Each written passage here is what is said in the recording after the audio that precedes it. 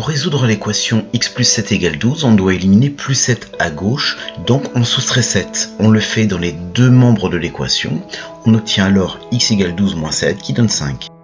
La technique employée à la deuxième étape fait disparaître un plus 7 à gauche pour faire apparaître un moins 7 à droite. On appelle cela transposer une opération. Cela fonctionne avec tous les types d'opérations. Par exemple, dans l'équation x-8 égale 5, pour faire disparaître le moins 8, on va faire un plus 8 des deux côtés de l'équation et obtenir ainsi 5 plus 8 qui donne 13. Mais si on observe la deuxième étape, eh bien, on voit bien que le moins 8 a été éliminé à gauche pour faire apparaître l'opération inverse qui est plus 8. On a transposé l'opération.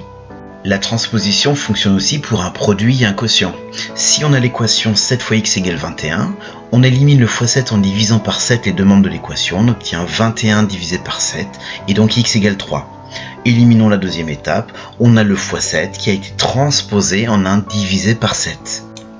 De même, x divisé par 8 égale 7 se résout en multipliant par 8 les deux membres de l'équation, on obtient 7 fois 8 56. On a alors transposer 1 divisé par 8 en 1 multiplié par 8. Que faut-il retenir de la transposition ? Eh bien, lorsqu'on transpose une opération d'un membre à l'autre, l'opération est inversée. Une addition devient une soustraction et inversement, une multiplication devient une division et inversement.